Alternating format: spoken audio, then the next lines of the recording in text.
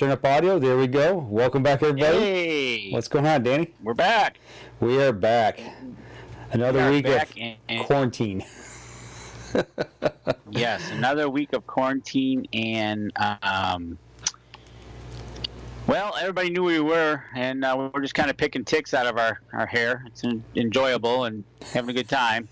Hey. Not gonna lie. Hey, Danny, did you notice anything here? I can barely tell. Here. Kind of. How about this? I know, right? I know. I don't blame you at this point. The hair and the beard are gone, man. I couldn't take it no more, man. The ticks drove me nuts. So they're right. I had to do it. But let's get some sharing out of the way, and we get on with tonight's show. Our guest is sitting waiting in the wings, and we will get on with tonight's show here. So, Danny, do your thing, man. On your side. I'm waiting for the feed to come through. Matter of fact. Okay. Well, we should be good to go here. Once I get that feed coming through, we'll be good to go. I think the internet's playing a little slow tonight, if I'm not mistaken. Yeah, I noticed that. It's playing a little slow. Okay, yeah, I see it. We've already got we got people piling in the cabin already. Nice. All right, let me get my share out of the way.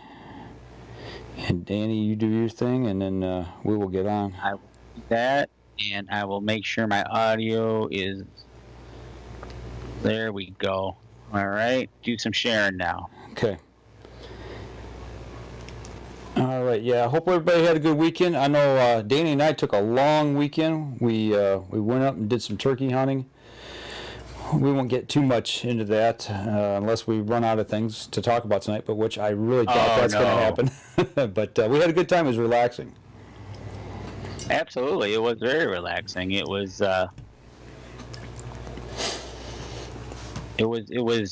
peaceful. A little noisy though from a group of unknown of birds. Right.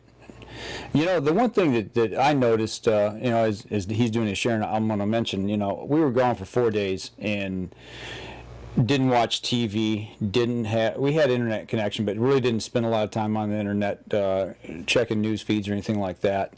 And just stayed put for 4 days in the woods all day, sun up to sundown. And when we were coming home, we stopped at a rest area and everybody had masks on, and I completely kind of got stunned because I had forgot that we were in the middle of this COVID stuff.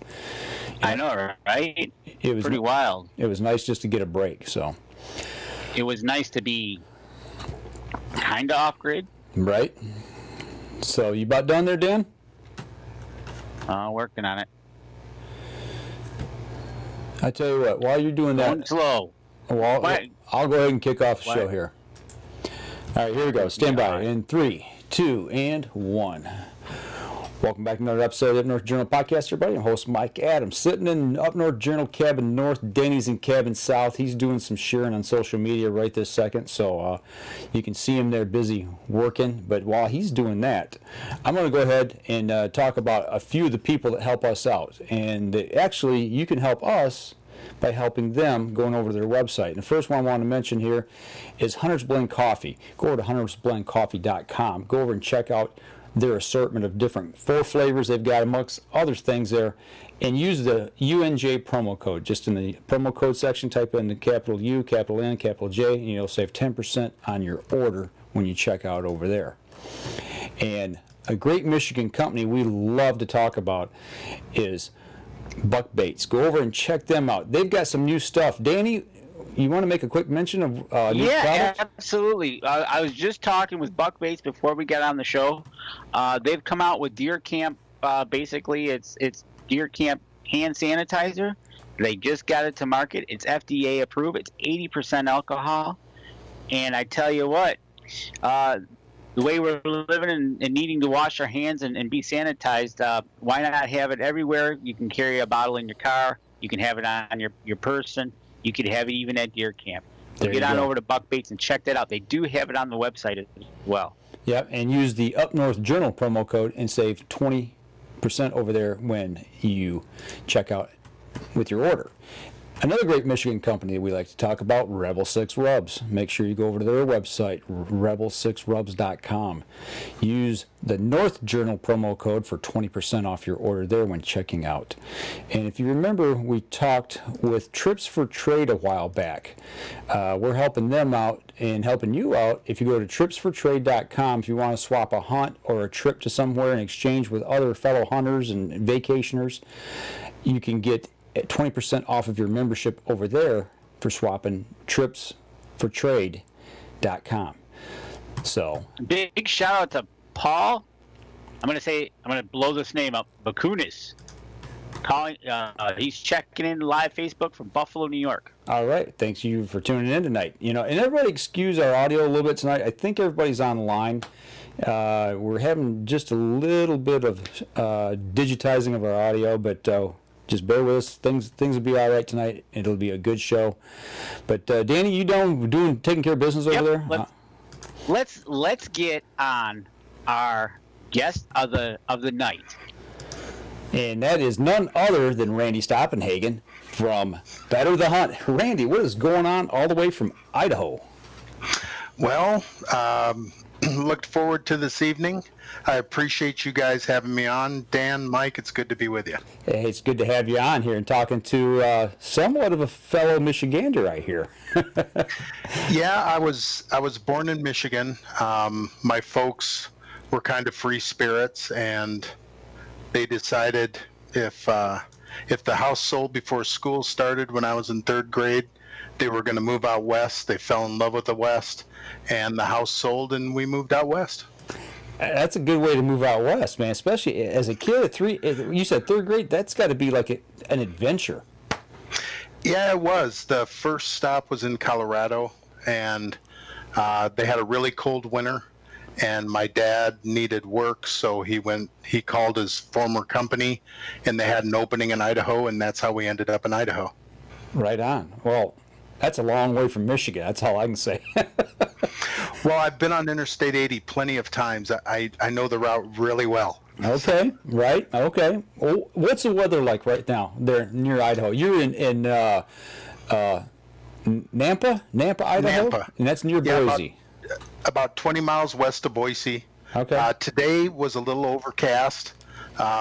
In the spring, we do get probably the majority of our rain. We're in a high desert climate here. By the middle of next week, it'll probably be in the 70s. Okay. But during the summer, it'll get 105 here. Really? Yeah, but then overnight, it's 60s and have the windows open and nice evening breeze. But then the next day, it's 105. I never would have guessed that it would get that doggone hot up there. Yeah, it does. Wow. Now, the other side of the state, over by Idaho Falls, on the east side of the state, that's a totally different climate. And then you go up north, it's even different. So even more different. So no matter where you are in Idaho, I mean, there's all sorts of different stuff going on. So I gotta imagine you got like a season for everybody there, no matter where you live. Or you can vacation or drive to wherever you want to go and enjoy probably just about any climate. It sounds like. Yeah, you get up in the mountains, it's usually 10 to 15 degrees cooler than down in the valley where I live. Okay. Which is nice during the summer. But we're still in a desert climate here. I mean, I think our annual rainfall is only a couple inches a year. So. Wow. I don't know. I've never been to Idaho, so I didn't know what to expect. I just expected big, expansive country, some mountains, and a lot of game animals to harvest out there. Target-rich environment. It's a very target-rich environment. I didn't start hunting till I was 30. So. Oh, that's interesting. Yeah. Yeah. Well, so, when a guy's like that and he doesn't start hunting till he's 30, he's going to get into it heavy because, he doesn't know what he's getting into. Got to make up for lost time. And then he gets into hunting, and then all of a sudden now he's got this company called Better the Hunt. And you know what? It's one of those things that you sit there and you go, So I got to ask you first about getting into hunting at 30. Who got you into hunting at 30? Actually, it was two cousins in Michigan, Lance and Jay. They had a cabin up in the UP, And for 27 years, I've owned a water feature business. I build custom water features and waterfalls and sometimes swimming pools. In the wintertime, that's my downtime. And they were asking me what I did during the winter. And I said, well, honey-do list and a little of this, a little of that. And they're like, well, why don't you come back here and try hunting? So I actually came back, and I have the type of personality, if I really like it, I am 100% in. But if I'm not interested, then I'm not interested. And it just captivated my interest of any second it can all change. I mean, you're sitting there waiting, and I had never done it before. So sitting in a box in the woods, I expected the deer to literally walk right in front of me. And after 3 years of sitting in a box, not seeing a lot, they told me, you got to start looking through the woods, and you'll see them moving.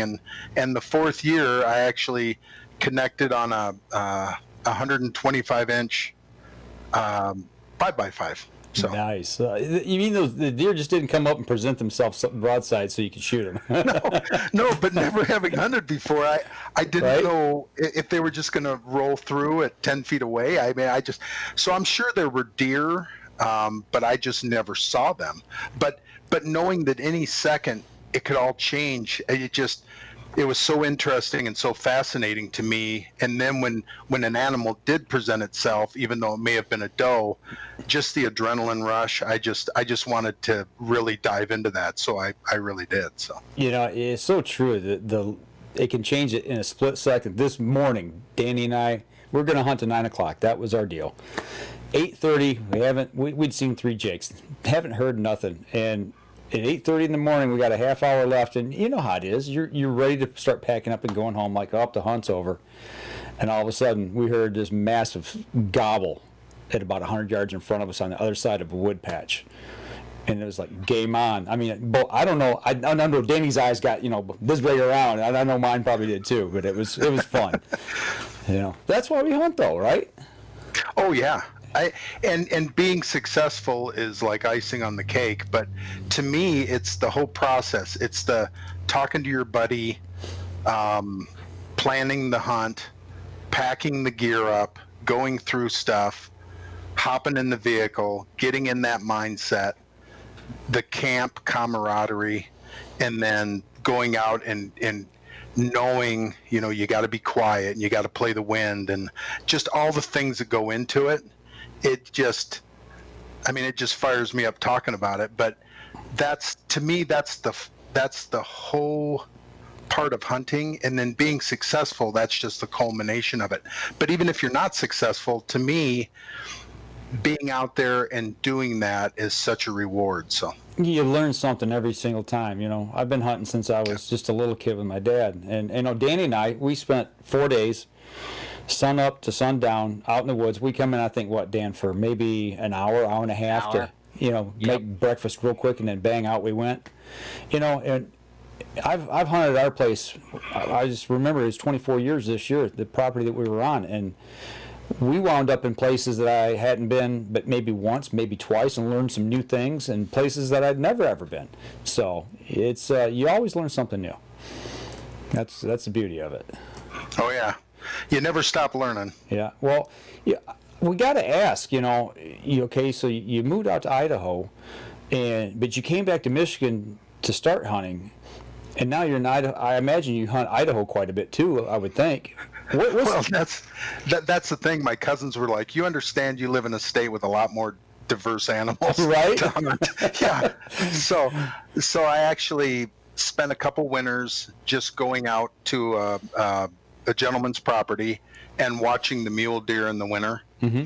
And then my cousin Lance actually came out and helped me get my first mule deer, a little forky, but I was so proud of that deer. Right on. Then from there, bear, mountain lion, and elk, especially elk. If I had to give everything else up and could hunt one animal only, it would be elk. I went on my first elk hunt here in Michigan this year.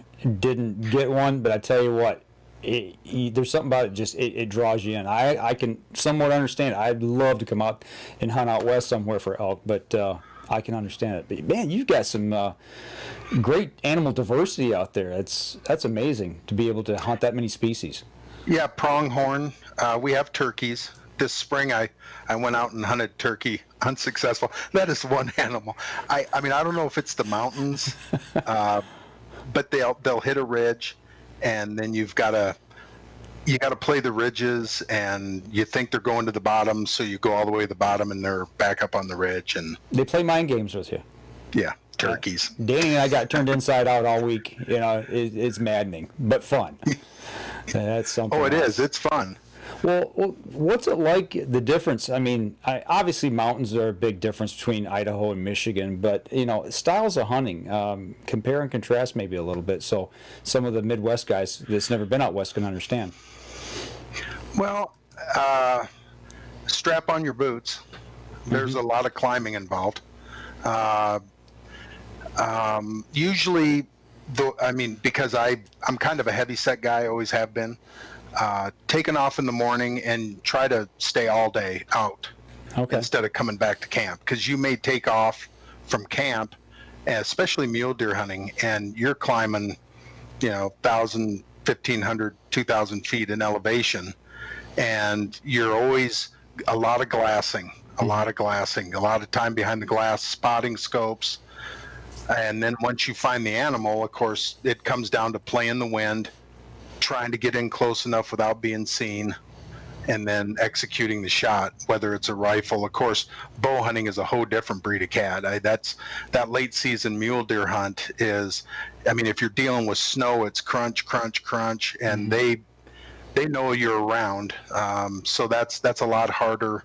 If you're successful in a late mule deer hunt, you've accomplished something. So, something you kind of alluded to. The difference between you spend a lot of time on glass. I went out to Colorado 2008, I believe, with a friend, and I was on glass a lot. That was the one thing we were prepared for, is to spend time on it. But being compared out there, we're flatlanders. And you hunt timber here, like you said, you sit in a box blind. Do you think that's something that maybe the Midwestern people here kind of overlook, maybe, is spending time on glass and just sitting and waiting for opportunities instead of really using glass to see game? You mean like in a ground blind back east? Well, yeah. Even in a ground blind, I take mine with me, but I'm on glass quite a bit, even in a ground blind. Do you think that's, I don't know if a lot of people do that or not, but I didn't until I went out west and learned that. Well, I know for me, but then again, my cousins did try to explain to me how to hunt, but until you've actually seen your first animal in the woods, especially in the thick northern, UP woods and the swamps and stuff, I think the binoculars, if I would have known what I was looking for, the horizontal line versus all the vertical trees. Right. But never having done that before, for me, I don't know if the binoculars would have helped me. But now that I know what I'm doing, like out west, in the early season of elk, I'll actually hunt out of a tree stand over a game trail. And I have pretty good hearing, so if I hear a snap or, and you look maybe down that trail, you may not see them, but you pick up in the binoculars and all of a sudden you see a patch of hair. So the binoculars, I think, serve a great purpose. And I've watched enough hunting shows, especially back east, where guys will be up in a tree and they're scanning, and all of a sudden they'll pick up movement and they immediately grab their binoculars to judge the animal to see if it's a buck or a doe before all of a sudden it's on them and they're surprised. So yeah, I think the binoculars have a place, definitely. Danny, how about you up there in UP? You're familiar. You hunt in UP. Are you on glass a lot up there? You sit there, and depending on where you're at, if you're in tight in the swamps, not so much. But when you're sitting on the ridges and you catch movement, absolutely, you're getting on the glass, trying to catch out that horizontal amongst the vertical. And every once in a while you'll catch an ear or catch an eyeball or catch a tail just kind of staring at you, and it puts you into that there you are. Right. And definitely gets you, definitely glassing. It like we were this week. We were glassing a lot, and it was one of those things. Definitely, binoculars play a big part. I'll tell you what, we're running up here on our first break. Let's take a quick step outside. The reason we got Randy on tonight is talk about some products that he's got, and when we come back, let's dive into what you've got, Randy, and share it with some of the people out there. Sounds good. All right, we're going to take a quick step outside, and we'll be right back after this. Okay, guys and gals, well, we're in a quick little break here. If you got questions, make sure you get them in here in the chat room, and we'll be glad to pass them along. We got a lot of people in the room tonight, Danny. Yeah, we do. A lot of people from out of state. It's good. Yeah. They're all here to hear about Randy and how to better the hunt. That's right. You sure? Absolutely. We want to know how we can better our hunt. You got Paul from New York, and he's saying you are demand. So, Randy, you're the man. Oh, that's nice. So that's why Thank they're here. you.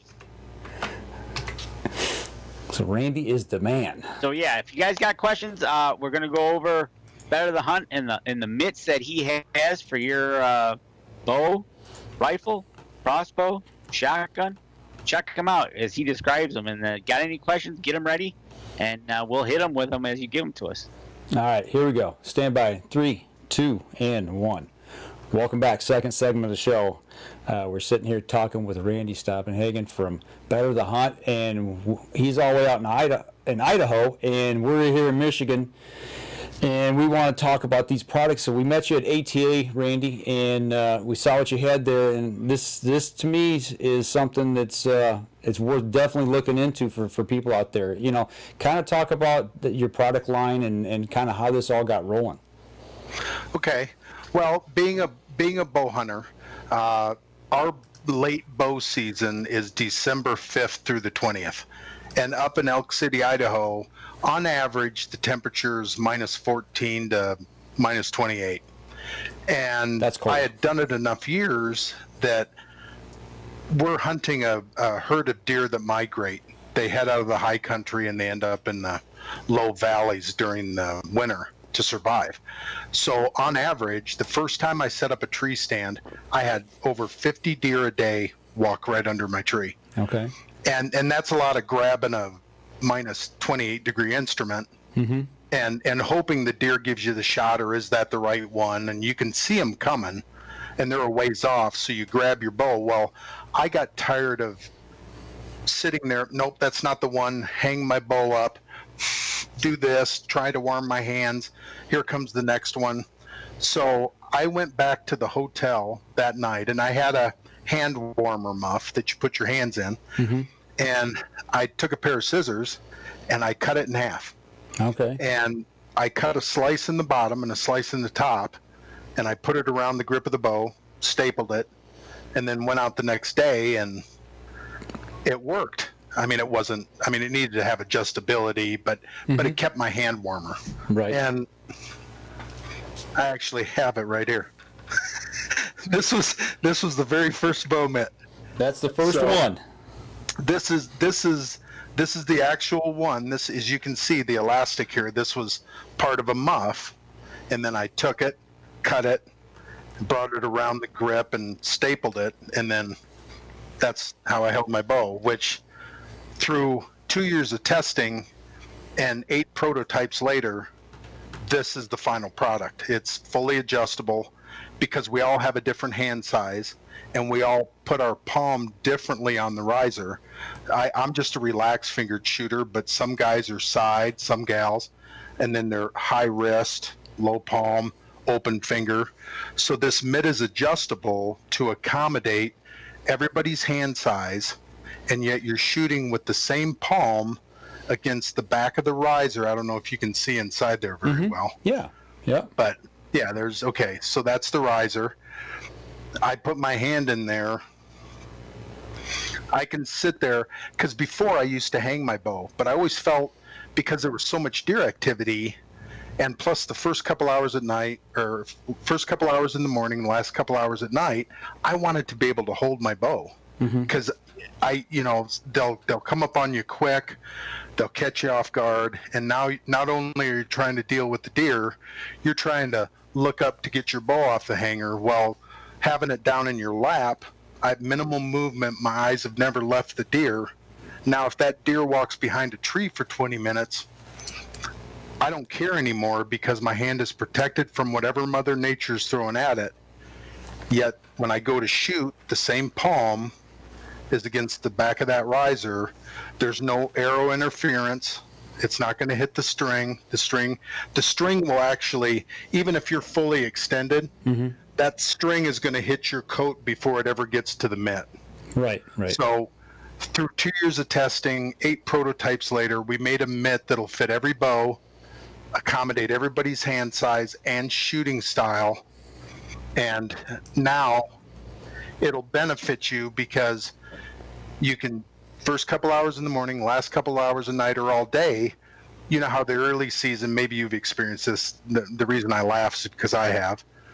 You have to keep a death grip on your bow when it's in your lap, because if you relax your hand, where does the bow usually go? Right. 20 feet to the ground. Right. Well, the mitt. Hey, Randy. Yeah. One question we do have coming across: does it matter what kind of bow you use for the bow mitt? Can you use a recurve, a compound, longbow? Is there any restrictions? One of the questions is asking. Actually, that's a great question. It can be used on a recurve. It's a little trickier on a longbow. But a recurve, some recurves now actually have a stabilizer threaded insert. If your recurve does not have an insert for a stabilizer, you go to Home Depot, you buy that black foam that it's slotted and it goes around your copper pipe. Out in the garage to keep the pipes warm so they don't freeze or condensate. That black pipe has friction to it and it'll open up. It doesn't weigh anything. And you slide it underneath the bottom of the mitt, because on a recurve, if you took your hand out of the mitt, where's the mitt going to go? It's going to go all the way down to the bottom of the limb. Uh-oh. We lost him. Picture froze up. Uh-oh. Hang on, folks. Oh, see, we lost him. See, I tell you what, we were worried about this tonight because it was a little tricky, but we'll get him back on here. Speaking of that, Paul, you said Bone Cold TV crew used it flawlessly in Greenland for muskox. You're right. That definitely is a game changer. No doubt about it. Danny, I'm gonna pop you up, and you talk here for a minute. I gotta make a connection over here. Okay, so hang on 1 second, and Danny, you're up. All right. Like I said, guys, we met him at ATA, Randy, and we discussed this. The bow mitt that he's talking about right now was the start of the conversation, and it was definitely a game changer. I thought, just in that situation. But Paul, like you said, using it in Greenland for muskox, I tell you what, if that isn't proving what the versatility of this mitt can be and used for, I tell you what, it's one of those things that it's pretty cool. And hopefully we get him back on here soon so we can see the rest of his line, all 4 of them that he's got for the crossbow, the rifle, and the shotgun, because I wonder, as he's going through this, and he's into the 3rd generation now of the mitt. And so I was talking to him earlier when we were prepping for the show, and he's getting ready to get a new shipment in, and it's going to be more waterproof than ever, and he'll talk about that. We lost you. And so when he shows it, it's awesome. You think about that. I know here in Michigan, when I hunt, my bow here, my PSE is a metal riser, that it gets pretty cold. So we just use it, and so I'm excited to be using these this year for my bow, because usually in November it gets cold, or if we're using a late hunt in December, that way I won't be as a little cold on the fingertips as well. I tell you what.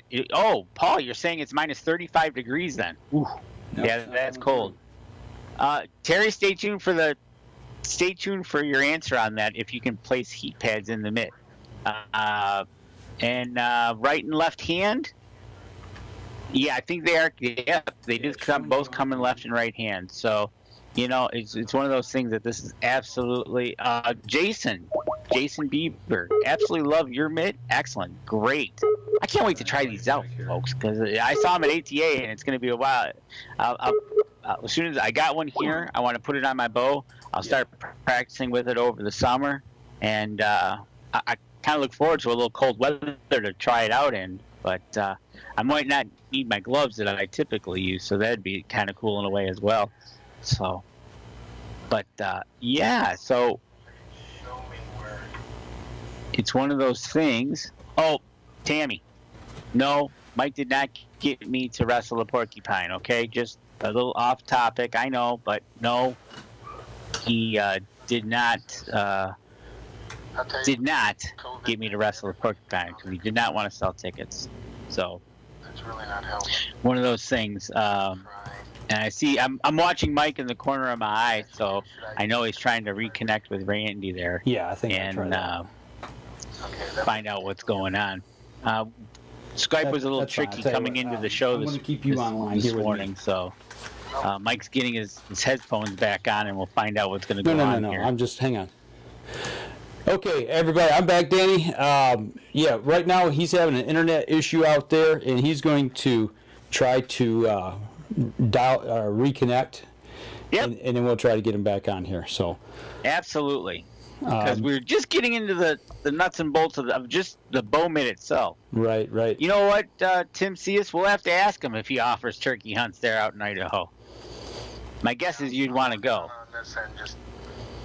Okay, hang on one second, Danny. I'm gonna be offline for just a second. You go ahead and carry it for just another second. Oh, Ray Steer. Been using Better the Hunt's insulated bow mitt for a couple years now. Being in Michigan, it can be cold in any season. Several species of Michigan game while using the bow mitt. That's awesome to hear, and good job.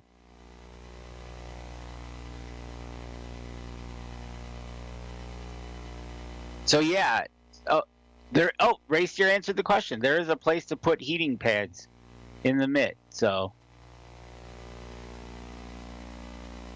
That's awesome. But, yep, it's one of those things. We're at the mercy of the internet, and it's one of those things that we're just amazed with. All right, I am back. You're back? Yes, he is having internet issues out there. All of a sudden, his connection just went bye-bye. So, don't know what's going on out there. But I tell you what, we got a couple of viewers on here that are using it, and they've answered some questions here. So it's been really good. Okay, good deal. Yeah, so it does come in a right and left hand model. It does come with heating pads, places to put heating pads. So if you want to take those hand warmers and put them in the mitt, it comes with a place to put those. I answered Tammy's question about wrestling a porcupine. That didn't happen. I was trying to sell tickets. Yes, I was.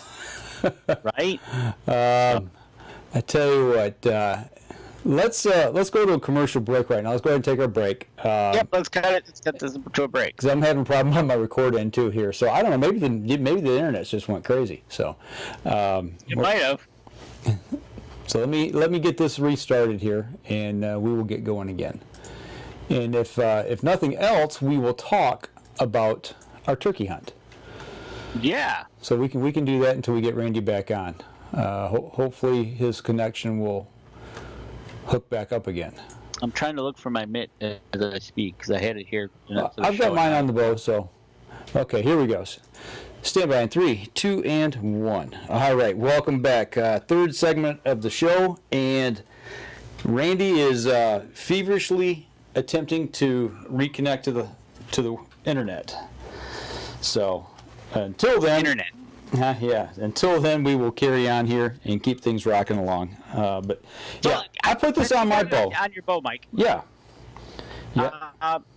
So you have the mitt, and to put it on your PSE there, Yeah, I got it on the Evolve Just 31. a couple of straps and you had it in place? There's 3 straps, and then there's the connection that I made with my stabilizer bar.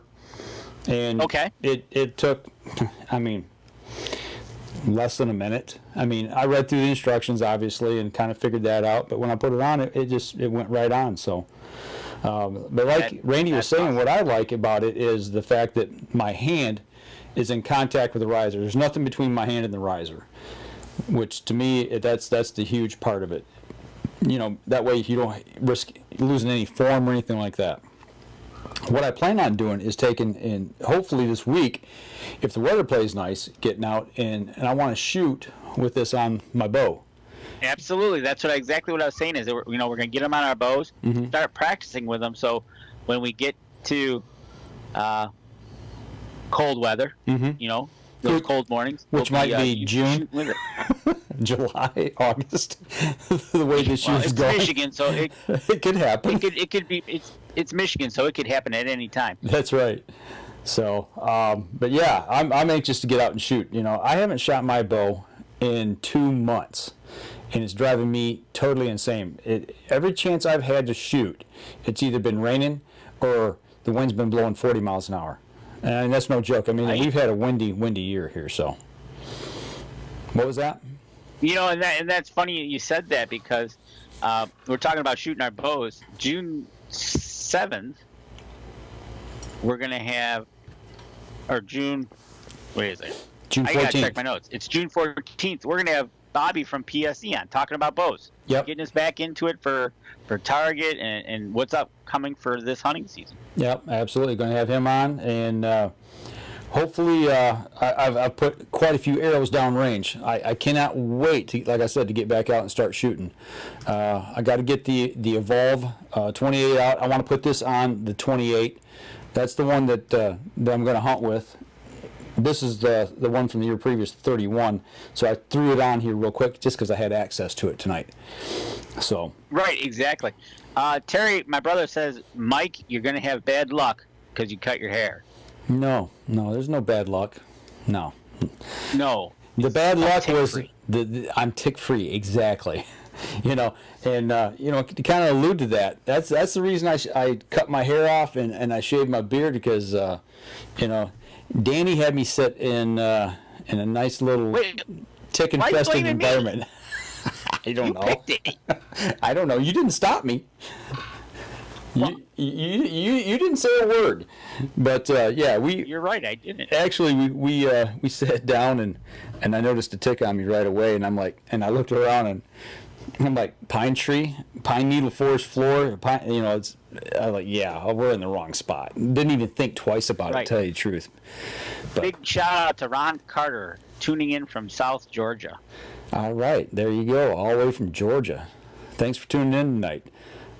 Still don't have. And Race Deer here says that, and you can attest to this so far, just holding it on the bow, that it doesn't affect or interfere with any part of your shooting mechanics. He's been using the Bowmen while shooting some of the indoor and outdoor 3D leagues, IAA shoots as well. So. Okay, hang on one second. I'm gonna give Randy a call here. Hey, Randy, it's Mike. Hope. Yeah, are you making any headway? Yeah, I just texted the number to call me, and I just said, try calling me now. Okay. Okay. Let's see what we got here. We might have him back, guys. So, exactly. So, Mike's on the phone trying to get Randy back on. Hopefully next weekend we'll talk about our turkey hunt, and we'll discuss that. I'm gonna hang Okay. up All right. He's back. All right. Okay. I got to make one connection, folks. So I tell you what I'm going to do. Danny, I'm going to pop you up one more time here and let you kill it for a second. All right. While Randy was feverishly getting back, Randy, we had a couple of questions come on up. Ray Steer, who was gracious enough to offer up some answers for that. There was a couple of questions out there, whether it could be right hand, left hand, and Ray Steer was able to answer those questions. Can you put a a heat pad in it and stuff like that. And those were all answered. Yep. So Yeah, Ray Steyer is one of my pro staff guys in Michigan. He's very knowledgeable. He's used the mitt for years and taken a lot of animals with it. So thank you, Ray, for coming to the rescue. I appreciate it. Hey, we made all the connections back to Idaho. Right on. I don't know what happened there. I you know what? Probably an elk ran through and knocked down a power line or something there. I think that's what happened. My friends and I have talked because our cell phones, all of a sudden you'll be driving along and it'll just drop. Yeah. I mean, there's no warning. And they are replacing the old towers with 5G towers, and we don't know if that's it or what's going on. But there's a lot of people on their computers and phones and stuff. So that's true. That's we see this every night about this time on Sunday night. We go live. We have issues. There's a little hiccup here, a little hiccup there. So it's just what we're dealing with right now. So right. But we got you back. Thank you. Thank you for being patient. Glad to be back. Hey, not a problem. So we're talking about the bow mitts and everything, and I think you were talking about the longbow and putting a piece of pipe covering over to keep it from sliding down. Right. I'll use my compound as an example, but if this string stopper and the stabilizer wasn't there, this mitt would slide a little ways, but then as this part of the riser grows, it would stop the mitt from sliding all the way down compared to a recurve. Mm-hmm. I mean, if I pulled my hand out on a recurve, that mitt would slide all the way down the limb. Well, right underneath here, if you take that black foam that you can buy at Home Depot that's cut on one side, just open it up and slide it underneath here, the friction will hold that foam in place. There were a big recurve group out of, I don't know if it was Nebraska or South Dakota, but they called me when they saw the mitt the first year it was out, and they wondered if we could make it work, and that's how we resolved it, and it worked for them. So good deal. Yeah. Gotta like that instant engineering and making things work. There you go. Randy. What's that? You're talking about your left hand or right hand, the one that's holding the bow. But do you have a mitt that you can use for your other hand as well? We still got you? Well, yep, yes. You're there. Yeah, I know. It cut out for a second. This is what we call the multi-mitt. The multi-mitt, because going out and doing the shows, the bow hunters were like, hey, you've solved the problem for my bow hand, but what about my release hand? And there are gloves out there that have a hole in them that you put your release through. But one thing, if we remember back when we were kids, our parents sent us to school in what? Mittens. Instead of gloves. And the reason why, when you put a glove on, you're isolating each finger and you're causing each finger to be its only source of heat. Whereas in a mitten, all of your hand is helping to keep everything warm. Right. So this multi-mitt, this elastic can either go on your belt loop or it can go around your wrist. Then you rotate your hand with your release. You sit there, you're holding your bow in your lap, you've got your mitt on, the deer shows up, your hand comes out, release comes out, protected from the elements, bring your bow up, draw, the string is here and here, so the mitt is nowhere near it, your release is on and you let her go. Yeah, and then you just rotate your hand back in. Nice. But what we found was, going and doing the consumer shows, plus I have a friend here in Idaho whose son made a style of mitt that went on to the back of a shotgun when they were out pheasant hunting, and he called it the stock sock. And he came to me, and plus me going out and doing all the consumer shows, I was hit both directions with, hey, what about the rifle guy? What about the shotgun guy? What about the crossbow guy? So this mitt not only works for an archer, this elastic goes on the back of a stock of a gun, and then we made the mitts for the front part of the gun. So you're sitting there, you're holding your weapon, same thing. Your hand drops out, the mitt stays in place, your finger goes on the trigger, you take the shot. And I have an example of that right here on the shotgun. Right here. Okay. You just rotate your hand in, holding it like this. Got your front hand here. You can sit there in the blind, pull your hand out, put your hand back in with the call. Ducks fly over, call stays in the mitt. Dead duck. Yeah, exactly. and this is the shotgun mitt. These 3 holders are for extra shells. The top of it has spandex. Now, this is a pump. The spandex is riding on top of the rib. When I pull it up, the spandex sits low and tight, doesn't interfere with the view. But you can also take, considering this is a pump, you remove your barrel stay, pull the barrel off, the mitt slides onto the forearm of the gun, then you put the barrel back in, and the barrel rides on top of the spandex if you want to put it on that way. Oh, okay. So but the reason I have it set up like this is for the semi-auto and the auto guys. Gotcha. You can put it here. There's no reason to take your barrel off. So. Right. But for the pump guys, I mean, you can run this 2 different ways. So. Okay. Nice. But one thing I want to show you. Let me grab just the mitt. So, this is the shotgun mitt, and it's showing you with a couple fake shells in there. Mm-hmm. But on the inside of the mitt, just like the bow mitt, any of our mitts, this interior fabric is breathable. Hold that right up to the camera there if you could. There you go. So you guys get a good look at that. You can see that there. Yep. And then there's 200 grams of thinsulate. And then this year for 2020, all of our mitts are, unless you go swimming, 100% waterproof. Ah. There's a waterproof membrane on the back side of the fabric. Okay. So now the wind is not going to penetrate the mitt, and the moisture is not going to penetrate the mitt. Now the bow mitt, which we have in 3 different camos, this is a Treason camo bow mitt. Mm-hmm. This camo mitt will keep water at bay for about 6 to 7 hours in a normal rain, and a downpour maybe 3 to 5. Okay. And then eventually moisture will start penetrating. This has a DWR sprayed in the fabric. Okay. Whereas this mitt, water is not going to penetrate this fabric. Okay. Eventually this bow mitt will be made with the same fabric as this mitt, but for right now we still have inventory of the camo mitts. So until these are gone, but this is a great mitt. It's worked for years for a lot of people. So, mm-hmm. But inside of this mitt, getting back to this, let me pull this inside out. You see that? That's a hanging hand warmer pocket.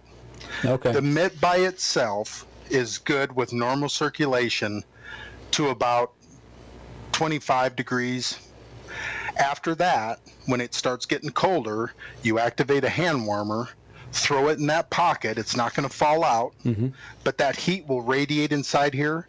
I've actually personally sat in minus 48 or minus 28 and held my bow all day. Okay. Now, the Bone Cold TV guys from New York, they went on a muskox hunt. They were in minus 48, and they shot their muskox with a bare hand inside of their bow mitt. So the bare hand, like once again, is on that riser, and that mitt's wrapping that hand at negative 48, keeping them warm.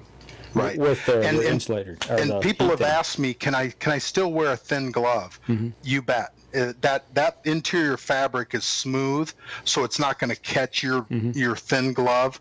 You can just slide it in if you want, because some people still want to hang their bow, mm-hmm. but then when the moment comes, they grab their bow. Now the deer walks behind a tree for 30 minutes, or he's dinking around doing something.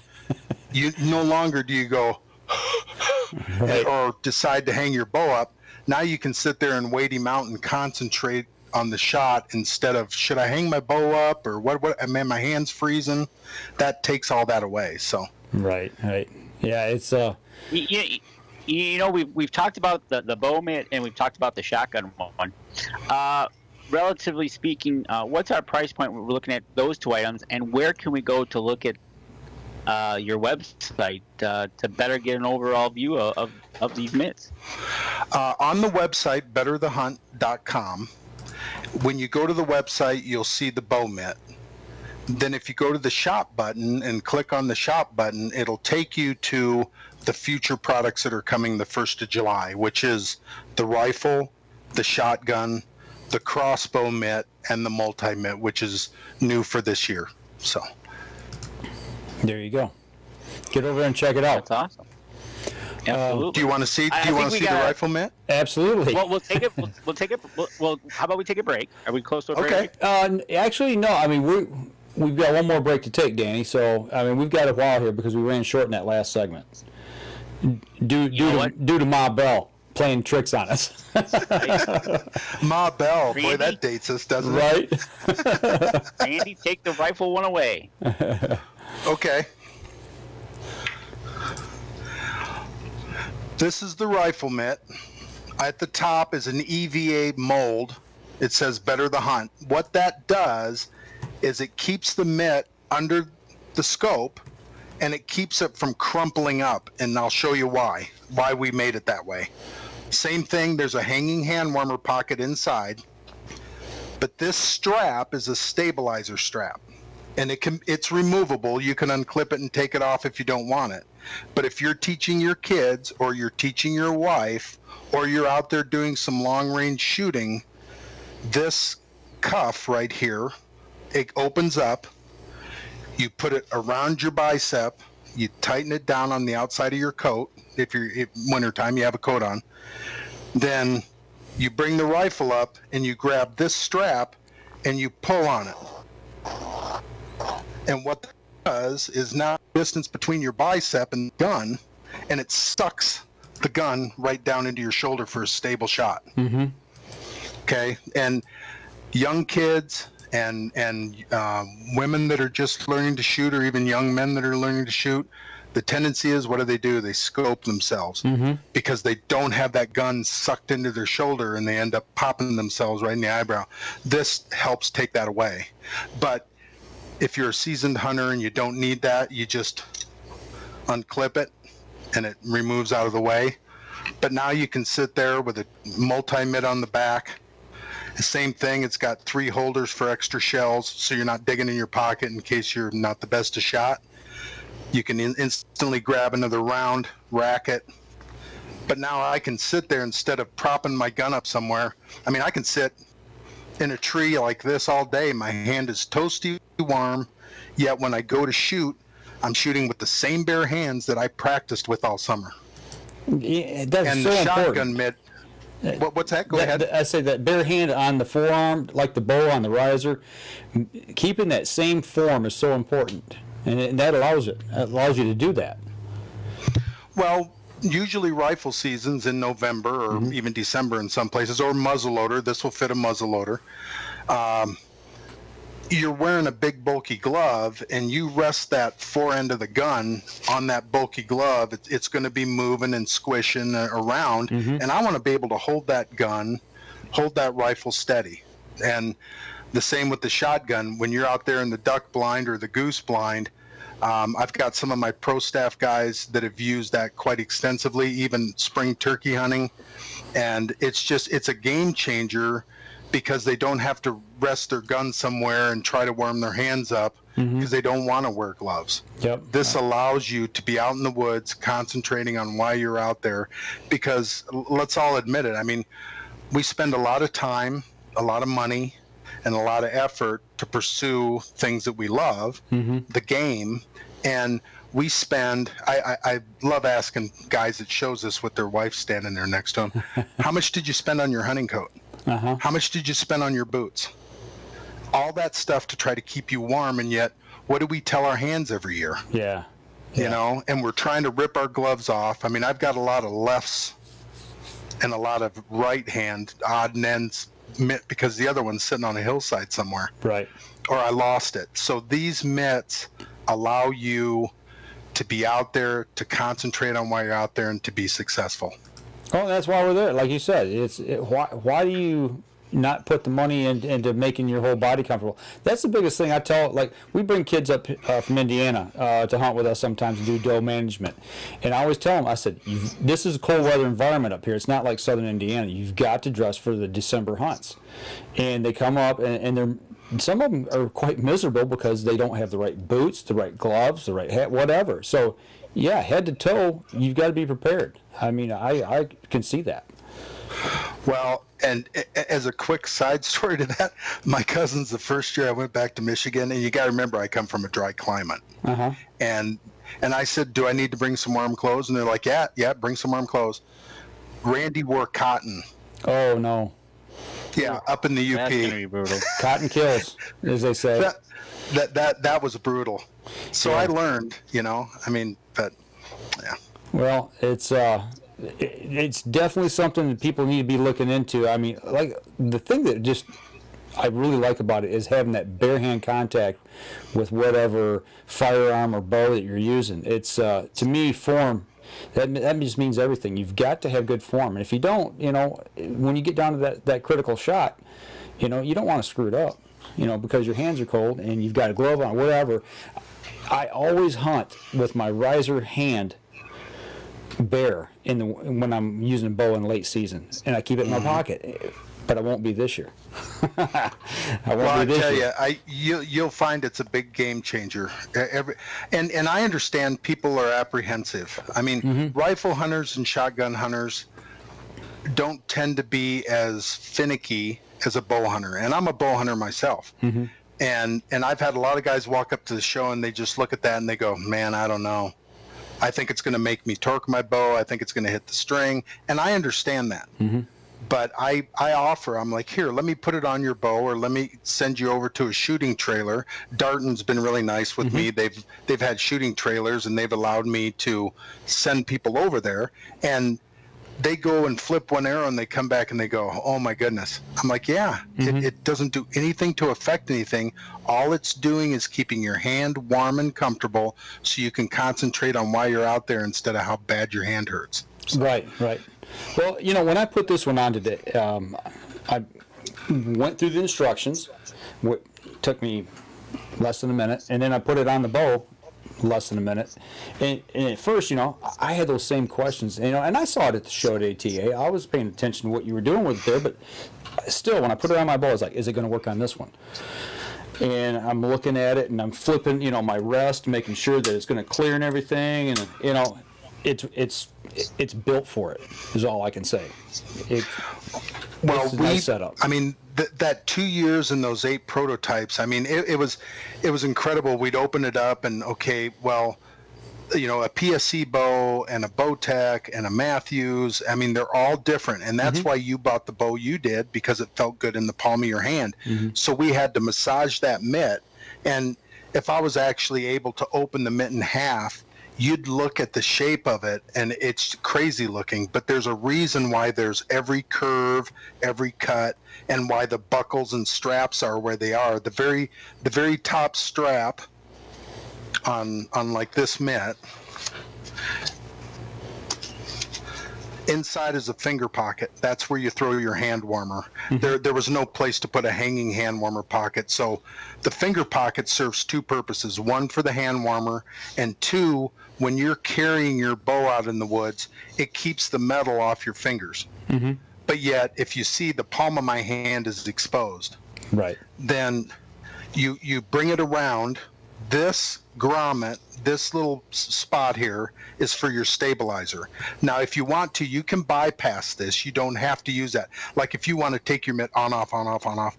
But most people, once they put their mitt on, it's on for the duration of the season. So that's what that's for, is for your stabilizer. Once that's done, you bring the mitt around.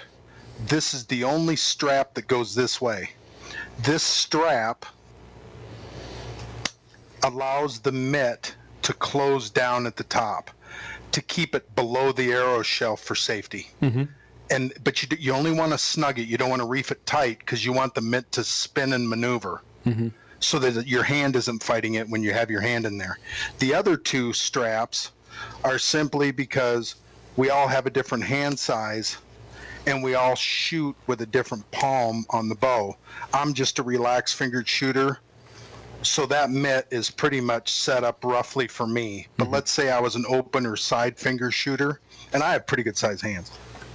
You can push, now the mitt expands out, take the slack out. Now I'm an open-fingered shooter, but yet the mitt comes up, levels off, and still teardrops away. I like that. That's a good explanation of that, because, you know, when I put this on, I kind of cinched everything down a little bit. And I'm like, it's a little tight, but, you know, and I loosened that front one up, and I understood what that did. But those other two that you just explained for open hand, it makes perfect sense.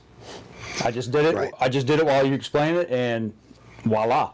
There it is. There you go. And then once you get it adjusted for you, take the slack back out because you don't want it flopping around. Right. But that 200 grams of thinsulate and that waterproofing or water repellency built into the fabric, you can now sit there, hold your bow all day if you want to, or rest it in your lap. And that's what I was telling you is, you know how you have to keep a death grip on your bow early season? Well, with this mitt, the fact that the mitt's attached to the bow, the weight of your hand is sitting in the mitt, the weight of the bow is on the mitt, you can sit there with it in your lap and you can relax your hand and the bow won't slip off your lap. So you can completely relax. The deer shows up slowly. Oh, he's looking at me. Oh, okay, here he comes. My eyes have never left that animal. You don't have to fumble and figure out where everything's at. You just do what you need to do. Yeah. Right. Danny, you're awful quiet over there. I'm just letting him explain it, because you know what? I'm Are you putting yours on? the bow the whole time, and I'm kind of feeling like we're leaving out the crossbow type people. I think he's got that covered. I bet he does. Yeah. Now the crossbow mitt was the last one, and besides the friend of mine's boy here in Idaho, going out and doing 3 years of consumer shows, because I traveled from Ohio to New York to Pennsylvania to Michigan to Wisconsin to Iowa doing the consumer shows, a lot of hunters came up and they went, well, I'm a bow hunter and that's awesome, but I'm also a rifle hunter, or I'm also a shotgun hunter. What can you do for a mitt? So between the two things, that's where the rifle and shotgun mitt came and the birth of the multi-mitt. Now, I've had people, the last year I went out, which would have been last fall, spring ago, 2019, when I was on the road, a lot of crossbow hunters, because there were like 20 states back east that made crossbow hunting legal, Michigan or maybe it was 2 years ago. Anyway, there were a ton more crossbow hunters that walked up to me and said, hey, I set my bow down, I now hunt with a crossbow. Can you make something for us? That was a little trickier, but we got it done. Now, what do you got? Oh, you want to see it? Yeah, absolutely. Okay. Okay. I love show and tell. Okay. This crossbow right here, the way it works, when you order a crossbow mitt, this is the crossbow mitt. And if you notice, the crossbow mitt and the rifle and shotgun, they're pretty much built on the same platform. It's the same body, but then the top is different. And the front of this one has a gusset. Because crossbows, I mean, they come in every configuration known to man. Right. But one of the biggest concerns that the crossbow industry has had is guys and gals are so excited about that animal coming in that they might accidentally get their fingers above the finger guard, and then we all know what happens. Right. This mitt, once installed, there's no way to get your fingers above the finger guard. Ah. So it's also a safety feature. So the only way to get this mitt to fit every crossbow is when you order one, and again, it comes internally, there's a hanging hand warmer pocket inside there. Okay. Same waterproofing. It'll come with a set of adhesive Velcro pieces that'll fit almost every crossbow finger guard. You peel back and you adhere it to the underneath of the finger guard, no matter if it's vented or if it's solid. Okay. This adhesive will stick, and I would suggest doing it inside a heated home instead of out in your blind when it's minus 20. It'll definitely adhere better inside of your home. Don't put it together when you get to the blind, in other words. Right. Once you get this, I would peel the adhesive strips, and let me show you what that looks like. I'll take this one right off. Okay. Okay. That is the rigid part of the Velcro. This, I believe, is the there's the loop and the lock. Yep. I think this is the loop. That's the lock. Okay, so these, I put them on and then I cut them because the finger guard shape is different on every crossbow. Some are shorter, wider, longer. But then once those are on, you literally take one side, set it on there, press, then you come to the other side, line it up, press it, and I mean, when we were making the bow mitt, we talked about, in the early stages, Velcro. And I know most hunters aren't big fans of Velcro, but at the time to make this fit every crossbow, this was the only way we could figure out how to do it. Now we're in the process of coming up with a couple other things, and all these mitts are patent pending. The bow mitt is patented, so we're coming up with a different style. But for right now, when you put your hand in there, I mean, it's not going to make any noise. Right. But and this crossbow actually has one of those drop pistol grips, and I can operate it and drop it right down if I want to. Now my hand is on that pistol grip, and I can sit there. Same thing. I take the multi-mitt, if I can find one here. Okay, so you take it, the multi-mitt, we put a buckle. Let me set this thing down here so I don't cause an accident. But there's a buckle. Okay. So you can unbuckle it, because we realize that crossbows on the back have the hole opening, and there's really no place to slide the strap like a rifle stock. So you just take it, clip it. There we go. I'll show you. Right on. Yep. Same thing. So now you're sitting out there, first couple hours in the morning, last couple hours at night when you really want to be holding your weapon. Now I can do it. I can sit there. Oh, there he is. And I'm ready to go. Nice. Same bare hands. Gotta like that. And I tell you, you gotta love it. The crossbow hunters that are out there. What I like about it is the first thing he's talking about, that safety feature, keeping those fingers and thumb down below that rail.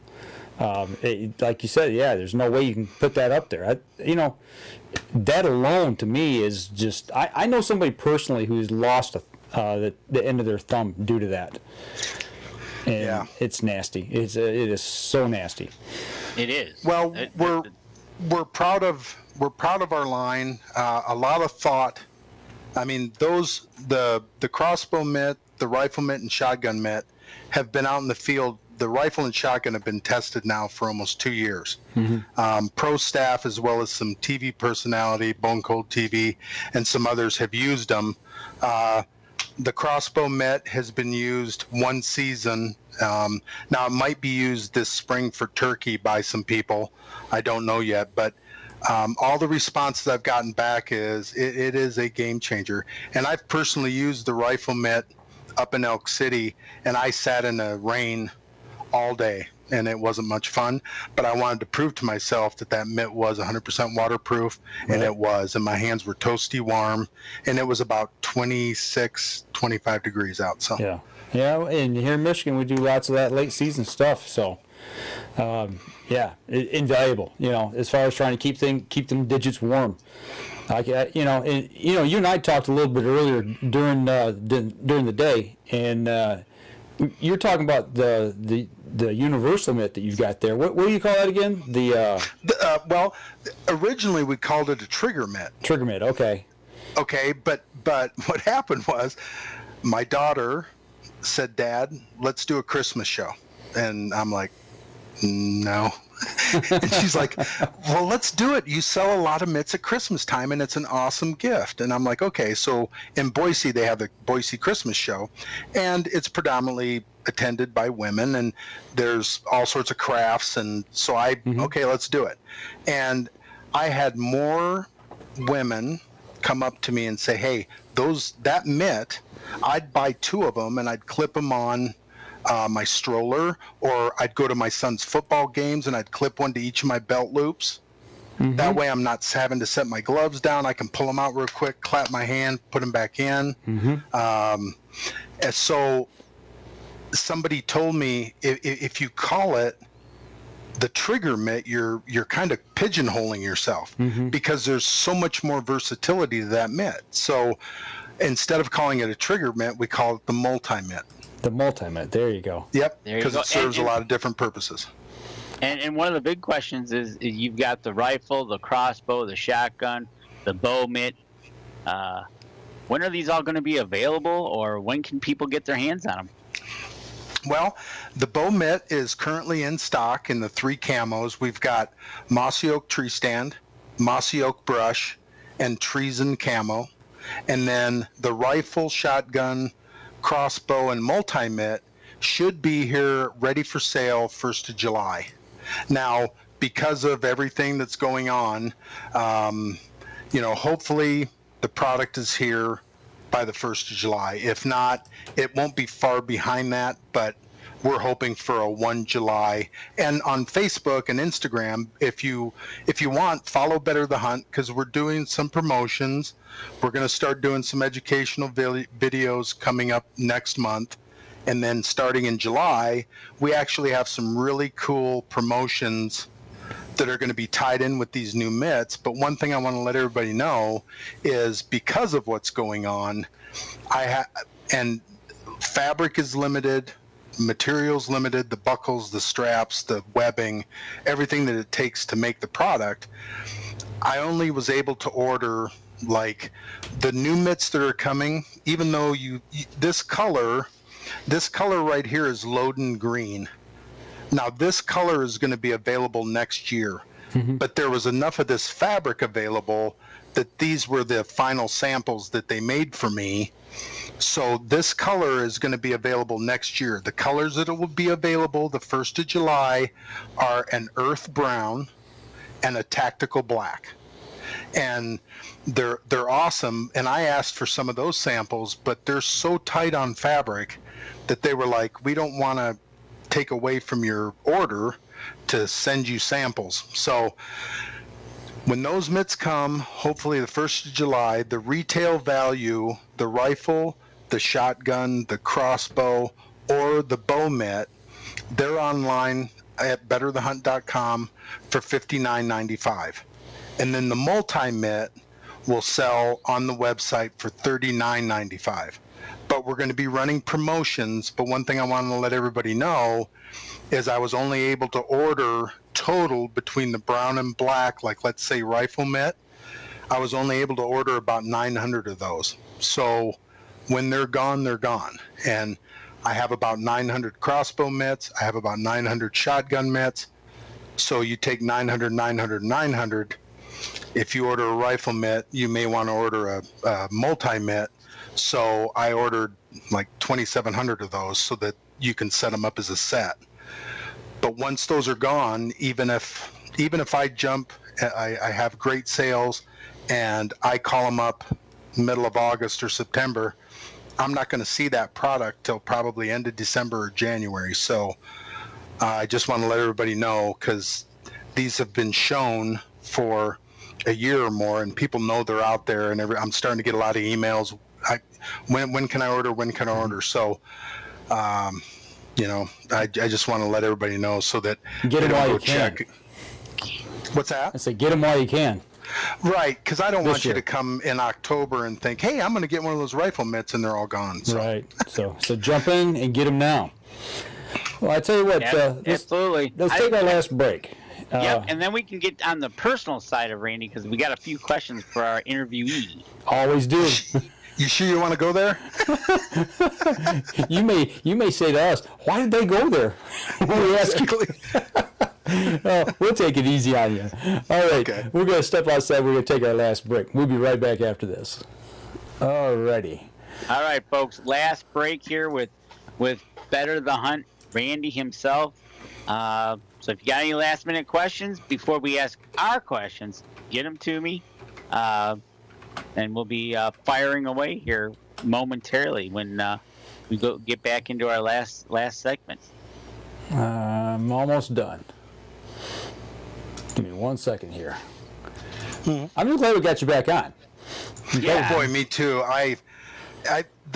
there's been a lot of problems here in Idaho. Dropped calls, systems going down, and I just think there's just so many people on their computers, on their phones, which is understandable. Sure. But it taxes the system. Yeah. It does. Even here in Michigan, we're in the just south of Flint. I mean, we're in the northern Detroit metro area. We're an hour away, but still, it's we've got the infrastructure here, but I think there's just so many people and they're online. It's just like you said, it's just jamming everything up. There's so many people that are not working right now. Okay, here we go. No. Stand by in 3, 2, and 1. Welcome back. Fourth segment of the show. I think this is Danny's favorite part of the show because he gets to cut loose a little bit here. Well, we get to cut loose. Not gonna lie. Yeah. Well, go ahead, Danny. All right, Randy. You're a hunter. Hey, Danny. It's real simple. Obviously you've done some hunting for elk, whitetail, mule deer, whatever else you've hunted for. What is your favorite wild game dish that you would say that is my go-to dish that you would make for Mike and Dan? Elk. My wife takes no matter what the cut is. We do a lot of burger. We only take the best steaks. I don't do roasts and stuff like that, so I just tell the butcher, give me the best steaks, and then the rest of it, grind it for burger. But my wife will take maybe a part of the back strap, and she cubes it, and then she uses onion. She doesn't do a lot of seasoning. Butter, maybe a little bit of salt and pepper. I'm not sure. She's a much better cook than I am. But it's so tender, and she doesn't cook it very long. I mean, it's got a little red to it. It's not bloody or anything, but it's red because you can overcook like any type of venison or wild game. So, but that is really yummy, especially with mashed potatoes and, of course, being from Idaho. I was going to say, had to get the state flag in there. Right? Exactly. Okay. So I know you traveled all the way to the ATA, and you were driving for hours on end. I remember talking to you about that. On the radio, when you're driving all those hours, what's your favorite thing to listen to? A radio station, podcast? What kind of music or do you like to listen to? Well, music-wise, I've always loved country music. I mean, I listen to Waylon and Willie and I mean, okay, that's. I mean, I'm 57 years old, but my dad listened to Merle Haggard. Yeah. So that's what I grew up with. Old country. Right. Exactly. Yeah. And even up until 2000. But one thing, like I have satellite radio because I'm just in the truck so much and I don't want to search for stations all the time. So Lithium is the Seattle grunge sound music. Oh. And I didn't listen to that when it was first time around. And I listen to it now and I really like it. I mean, it's so I'm not really stuck in one genre, I mean, I love country music, but I'll listen to Lithium. 80s rock music is nice. And then when all else fails, you just hit Fox News. There you go. When in doubt. Oh, well, you got to get caught up on what's going on in the world. We would get along good on a road trip, I can tell you right now. Exactly. That's good stuff. All right, Mike, what's the next question? Okay, well, you're taking them same trips up and down. Maybe you're traveling I-80 coming back into Michigan. Maybe you want to come back and do a hunt back here in the fall or maybe late season. And I know Danny, when Danny and I are driving down the road, we each got our own snacks that we like. Danny's Like on the way up and back, he was eating sunflower seeds. Mine is hot tamale candies. What is your go-to snack? Red vines. Red vines. There you go. I'm a licorice guy. Yeah. Yeah. When I go elk hunting, or when I go, like when I went turkey hunting a few weeks ago, my wife always gets one of those big tubs of red vines. Yeah. Don't tell me you put the whole tub in your backpack. No. But I mean, it's like once you start on those things, you don't want the licorice to dry out. So I mean, right. Yeah, you don't want to go to waste. You got to use it. Yeah, exactly. Good thing there's other people in camp, but that's a go-to. I mean, I love licorice. Almonds. Okay. I'm a big almond guy, or peanuts. I like those. So. All right. Okay, we're gonna take a step back in time a little bit here. You said you didn't start hunting until you were 30, so you said you're 57, so you've been hunting about 27 years now. Mm-hmm. Amongst those 27 years across time, or maybe it was something in your childhood even before that just sticks in your mind, an outdoor experience. But if it's hunting or fishing, what is the story you like to tell, or is there something that sticks in your mind and goes, man, that's my best all-time story? Okay. You want before hunting? Doesn't matter. You pick it. Okay. The best before hunting story. The two cousins that brought me into hunting. Okay. I mean, they grew up hunting. Their father was a hunter, and we were over at their house, and there was a bottle of doe pee on the windowsill. I see where this is going. Yeah. This guy had no clue what that stuff was. Okay. So what do? I'm like, So I unscrew the bottle, and it was a squeeze type. Uh-huh. And I thought I'll just get a little, whiff, and I unscrewed that thing. So it got, and anyway, so that was. Anyway, you got a good whiff. Oh yeah, and they thought that was funnier than all get out. Oh, I bet. Yeah, greenhorn. Of course, I was like hunting. Yeah, what's that? Because my father was not a hunter, so. Okay, gotcha. Yeah, and probably the best memory one of the best memories, and because elk hunting can be hit and miss. Mm-hmm. And it took me a lot of years to understand how to do it. But I had the one cousin that came out from Michigan to hunt with me, and we had hunted, I believe, 7 or 9 days. And he had an opportunity, and I'd had an opportunity, and it didn't work out. So the last morning, I was trying to find a way into this certain meadow. And it was dark. We were driving around on machines. I couldn't find the entrance to go the back way into this meadow. So I got upset, and I said, okay, we're going the other way. So we drove around the other way, and the minute we shut the machines off, elk are bugling all around us. And I looked at him, and I said, grab your pack, we got to go. And the elk were coming up this draw, and I knew they were going to come in front of us. So I knew the trail system, and the trail split. Well, we ended up taking the wrong trail, and we got into a bunch of blowdown. So all of a sudden, 2 cows go screaming up the hill, and all of a sudden, a huge bull. I mean, and I'm pretty good at sizing them up. I mean, this was a 380, 400-inch bull. He came, his body size was massive. And 7x7. He comes running up the hill, screaming, goes past us. I'm like, we've got to get back down this trail, cut down, cut back in, and because the rest of them are coming. So we get around. He's up there with the cows. Bunch more are down below coming up.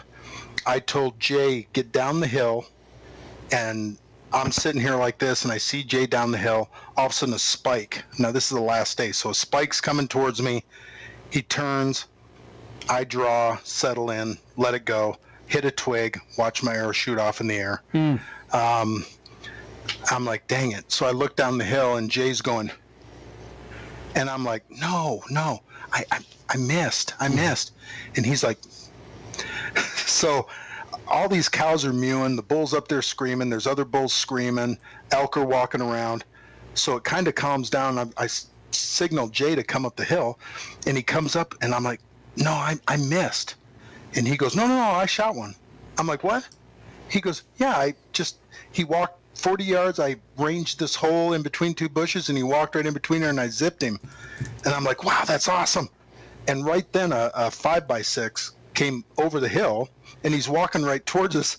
And my cousin Jay goes, what are you going to do? I'm like, well, if I get a chance, I'm going to kill him. And right. And yeah, so I had another arrow knocked, and he's walking towards us, and he stepped over a log, and I let it go. I don't know, 15 yards, 12 yards, and he turns, runs off, and he sets down, and he starts doing the head up, head down. All these elk are screaming. I've got one over here that's dying. He's got one down the hill that we don't know where it is. All of a sudden, those two cows come flying down the hill. And then here he comes, and he stops 30 yards right in front of us and puts on a display, bugling, carrying on. And I looked at, I leaned over and I went, Jay, enjoy this moment. I said, this is the most magical moment I've ever spent in the woods. And he was just huge. And he rounded him up and went back down the draw. Well, Jay goes, come on, let's go find mine. And I'm like, well, mine's right over here. Let's go check him out. And then we'll go find yours. So we go over, we high five. That's awesome. Okay, now let's go back and go down the hill. And so Jay goes, okay, here's where I shot. That's where he was. So I go down there. Yep, I got blood. So he comes down there. We walk 10 feet around a bush, and there's his elk laying there. And we're high-fiving, and I turn around and look. My elk is 40 feet up the hill from his. If we would have just looked around, we would have seen his laying down there. And, wow. So, within from 8 o'clock to 8:20, the last day, 2 elk are down, and then the work began because we had to get him back to camp, get him cut up, get him in coolers, pack camp up, and get home so he could get on a flight to get home. But that was one of the most magical moments I've ever been in the woods. Those are once-in-a-lifetime memories. Yeah, that was pretty cool. Wow. Simply incredible. I got to ask, how did you guys, just the two of you, and you got both elk packed out, how long did it take you? Fortunately, there was enough of a trail. We gutted, and then his was a raghorn, so we cut him in half, and we loaded the front half on the back of his machine, and then the back half on the front or something like that, and we tied it down. We took the half and half on each machine because we were each on 4-wheelers, and we putted back to camp. And my dad had been up there the whole time, and my dad had it up to here, and he's like, "Oh, good, you got one. Let's go." And we're like, "No, hang on a minute. We'll be right back." So there's another one. Yeah, we putted back, but mine was big enough that it was a rodeo trying to get that thing on the machines. I mean, we actually had a stump, but we should have quartered it. Normally we quarter them, but it was a nice, brisk, cold morning, and we were full of, vim and vigor, and we thought we could haunch them up on, no. Wow. I mean, it was all we could do to get them up on the machine. Then we putted back to camp. Dad loaded everything up, and he took off, but it took us probably 6 hours to quarter them out, get the hides off them, get them on ice, and then get camp loaded and get on the road about 2:33 or 4, somewhere in there. Wow. Wow. Incredible. Yeah. Randy, I gotta ask you. But we were fortunate that way. We didn't have to, pack them out. There's a lot of times you're spending days packing them out. So. Right. Right, exactly. You had a question, Randy, Dan? I gotta ask you. I hear you're a veteran. Yes. What service? I was in the United States Marine Corps. Thank you, sir. Thank you. Well, you're welcome. It was one of the most interesting, enjoyable memories of my life. I mean, you can always ask a Marine, would you ever do it again? And they probably go, but they're proud they were in. Yeah. I mean, I'm proud I served. I was in 81 to 87. Okay. Well, thank you. Thank you so much. You're welcome. It was my pleasure. 81 to 87. Mm-hmm. So in 1983, after I graduated high school, I'm trying to think. Yes, I turned 18 October 23rd. You remember that date? October 23rd, the barracks. The barracks in Lebanon were bombed. Oh yeah. Yeah. Yeah. In fact, they were pulling East Coast Marines I was at Camp Pendleton. They were pulling East Coast Marines, and once that was over with, I actually ended up rooming with a guy that was over there during that time, and he was supposed to be he was supposed to be in the barracks that night, but there was a buddy that wanted some time off, so Sergeant, won't say his name, Right. hopped in the Jeep and said, hey, I'll cover for you tonight, and he was gone when that barracks blew. Wow. So, yeah. That was my 18th birthday, and the reason it sticks in my head so much is that's when I signed up for selective service. Really? The day that happened, yeah, I turned 18. You sign up for the draft, and Yep. yeah, it just gives me chills to still think about it. I remember that plain as day. Yeah. So you were in at that time. Yeah, and when I got out in '87, re-enlistment bonuses, there were none. I was an E5 doing an E7's job. I loved the Marine Corps, but I was standing wall locker inspections like a private, and I was just ready to move on. Sure. I never thought I was going to be a lifer. Right. But then right after that, I think it was 88, 89 Desert Storm. Right. Yeah. Desert Storm, and we were practicing for that. I mean, we knew the upper echelon people knew that there was going to be the next conflict was going to be somewhere in the Middle East. Right. So we were practicing for that. So Well, we appreciate you giving up part of your time to take care of that for us. I mean, it's You bet. It's thank you. That's all we can say is thank you. sure. I got a question here. We had one of our listeners. I don't know, maybe Danny had asked this at one point, but I know I was chasing the problems we were having there with Ma Bell. But we got a buddy of ours that's down in West Virginia. He's a huge turkey hunter, and he says, "You do any turkey hunting up there in the mountains?" I mean, I know you talked about turkey hunting, but is it there? Is it down in the valleys? Is it up in the mountains? Where's it at? No, there's some turkeys out in the sagebrush in the foothills. Okay. But where I've always turkey hunted is up in the mountains. Okay. And I marvel, and I wish I could do it, where you've got your hardwoods, but then you got a nice crop field or soybean field or alfalfa field or a nice grass field, and you set up your blind. Out here it's really different. It's a lot of run and gun. You get to a spot, you make your call, you get a response, try to figure out what he's doing, and then move in either down or up and hope that he stays down or up, depending on what you're doing. But you do a lot of chasing. I mean, it's just because they, like when I went, they weren't henned up yet. And every time we went out, we got responses, which was awesome. And we almost had a chance. My buddy Matthew was the shooter, and I was calling. But as a rookie turkey hunter, which I haven't done it very much, only 2-3 times, I think I called too much. Okay. And it's not because I think I'm a good caller and I love hearing myself. I just thought, okay, I can keep him coming, but he hung up and he looked around. He didn't see any hens, and Matthew said he could have possibly taken the shot, but he decided not to. Right. Because he wasn't 100% sure of the shot, which is great. I'm glad he did that. But it's fun. It's kind of like, in some ways, the chess game is kind of like elk hunting. Yeah.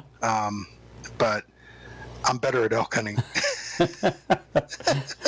Hey, there's people's got their strengths and weaknesses, and you just got to know which ones they are, right? You know the part we were missing, Mike? What's that? They weren't talking back to us today. Oh, the last 4 days. Yeah, they were tight-lipped the whole 4 days. Yeah. So, Why do you think that is? I mean, why do they? I mean, is it because they're with hens, or is it the weather, or? seem to think it's a lot to do with the weather this year. It's been really screwed up, and it's really not been super warm yet. And I just don't think they're really cranked up, and they're not into that heavy breeding mode yet. It didn't hit 70 degrees until this week. And Well, and were you up in the UP? no, we were in northern lower. Oh, okay, Yeah. okay. It was about 2.5 hours north of Flint, up near Alpena. Oh, So, okay.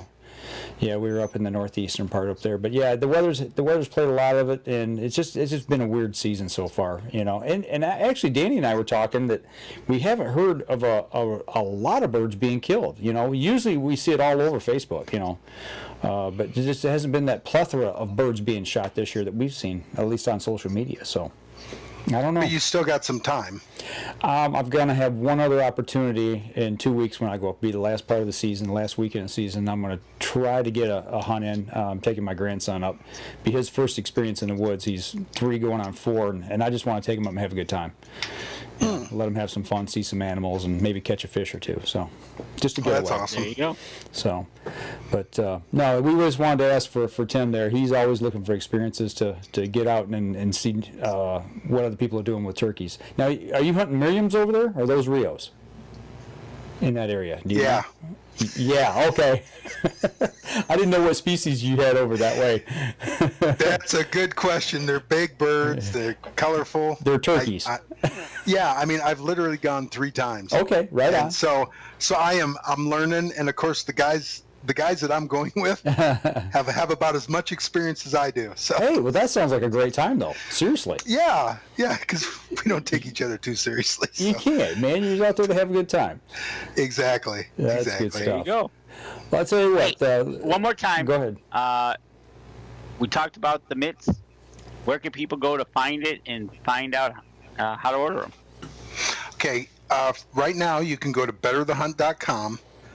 You'll see the insulated bow mitt on the front cover, and then if you go up to shop, hit shop, it'll show you the other mitts, and it'll say coming soon, and then you can read about them.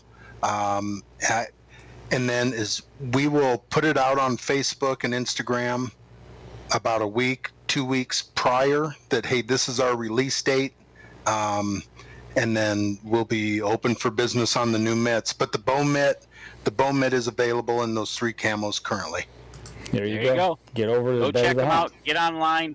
If you got any questions, you can find Better the Hunt on Facebook as well, and or hit us up. We'll get in touch with Randy. Get your questions answered. Anything you need to know about Better the Hunt, and we'll take care of it. Absolutely. Well, I'll tell you what, let's wrap up the podcast portion of the show, and we'll hang out here on the live stream for a few more minutes. But for the podcast people, get over there and check it out, betterthehunt.com, and cruise through the website there, take a look at what he's got to offer. We've got him on our bows here. We're going to start shooting them and playing around with them, and can't wait to get out in the field this fall with them. So that'll do it for us this week. Next week, Danny, what we got lined up next week? Next week, I think what we're gonna do is we're gonna do wrap up our turkey season. I think whoever's not wrapping it up or doing or finishing, we're gonna talk about it. All right, so that'll do it for us this week, folks. Tune in next week, and Danny and I, and hopefully maybe we can get Ken Cicluna on and talk about his turkey hunt. And we'll talk to y'all next week. Y'all take care. And for those of y'all on the live stream, if you got some questions about the product or just got questions for Randy, get a quick question here, and we'll answer them for you if we can. Before we let him go. Let him go back and enjoy the rest of his evening. Well, hey, if we're waiting for any questions, Mike and Dan, thank you so much for giving me the opportunity. As a small business, one thing in 2016 when I started this venture, if I would have known how much work and effort and money it was going to take, I probably still would have done it. But having avenues like this where I can come and talk directly to the consumer means a lot. Because a magazine ad or TV commercial, it's a lot of money, and you never know if they're looking. But Right. Here we can actually see if people are watching. We can see if people are interacting, and it gives me an opportunity for them to see me and listen to me and understand my sincerity about wanting them to have a better experience when they're out in the woods. Absolutely. So, I really appreciate it. Hey, we're glad to do it. That's the one thing we try to do is give people opportunity to talk about great products, and help out the hunters and outdoorsmen and fishermen out there. So it's a win-win for everybody. So Absolutely. I think we're all set. I'm just looking through here real quick, see if there's any last thing before we let them go. Boy, there's a lot of comments tonight. Absolutely. Thanks to your pro staffers for helping out when Ma Bell decided to take over. Man, that was cut you off. was crazy. Yeah. I called down to my wife, and I'm like, can we reset the router? And so she scrambled to do that, and I appreciate her doing that. And it all worked. And then I actually had to shut everything down, and then I turned everything back on and clickety click. And of course, I'm not totally computer savvy, but we got it up and running. And so I appreciated you guys, your patience and covering until we had it figured out. Oh, no, not a problem. Thanks to your pro staffers. Yeah, actually, I think jumped in and a pro staffer or a friend of yours just told a little story on you. Said that you also like circus peanuts. Who? What's his name? Lance. That's my cousin. Okay. That's Okay. yeah. I do like. Okay. Yeah, I do like circus peanuts too. wow. But that was when I was question. 30. Now I'm 57 and I can't eat those anymore. Right, I understand that. Thanks, Lance. I was kind of cruising back here to see if we missed anything through some of Do the you questions. have any apparel for purchase for the people on the website?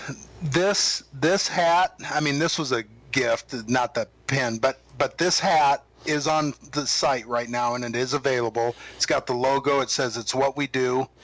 It's a really nice form fit. We've got them in medium, large, and large, extra large. We will be coming. I've got somebody locally that's making some great hoodies and T-shirts, and we'll have those back up probably midsummer, for kicking off for this fall. So Excellent, good deal. Yeah. And Ray Steyer, that is your pro staffer, said he met you at the Michigan Deer and Turkey Expo. Yep. That would have been in Yeah. Lansing, I do believe, right?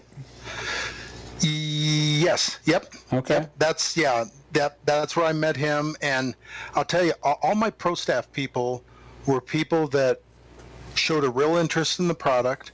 They actually bought one, and then they contacted me, and really spoke well of the Mitt, and I could see their passion, and then they sent me pictures. So I asked them if they wanted to be field staff, and then the cream of the crop of the field staff that really put forth an effort and believe in the product and want other hunters to experience what they experience, then they moved up to pro staff. Yeah. So they've guys like Ray and other. I mean, I've got, I don't know, I think 18 people, but I have them in Pennsylvania, I have them in Ohio, I have them in Wisconsin.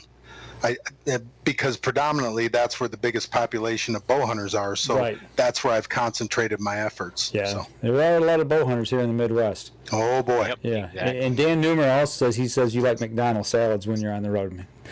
Yes. Yeah. So, See? you guys are turning out tonight. They're helping you out. Oh, I love those guys. I mean, all of them. There's a group. I mean, there's the whole pro staff, but there is a select group of about 6 or 8 of them that are just incredible people. I mean, they just go above and beyond, and they want to see my company succeed, and they're willing to do. So for them to step up like that and answer questions, I'll have to get a hold of them and thank them all individually. Well, So yeah, I want to say thank you to all of them as well, because, I mean, when we're doing a live forum like this, things do happen, and sometimes things go wrong. And for those guys to step up and take over and answer questions from people that were putting them in there, thank you guys. I appreciate it. So Absolutely. it helps us out. Well, I'll tell you what, we'll let you go. It's 6:45 out there in Idaho. yeah, it's about 6:45. Yep, 6:45. All right, so we'll let you go. We appreciate you spending some of your Sunday evening with us here, talking with us, and we'll get you on again here real soon. And remember, I tell you what, I'd love to. I mean, we get closer to the start of the season. Yeah. If you guys need to, have somebody, I would love to come back. all right, well, Absolutely. and if you get back over in Michigan, let us know too. Okay, we'll Yeah, do. maybe we can We'll share do. a And cup of coffee like we somewhere. talked about earlier, the promo stuff and the other stuff Yep. will be coming to you ASAP. So. Well, I'll tell you what, you have a great week. Let's all get through this COVID stuff, and let's get back into the woods and get to doing what we love to do, and that's hunt. So, all right, everybody, Sounds take good. care this week, and make sure you go over to our social media pages. Give us a like, give us a share, if you would please, over on YouTube, Instagram, here on Facebook, Twitter as well. So we appreciate the support you give us and the support you give our supporters as well. So go over and check out their websites, and we'll be back again here next week. Y'all take care.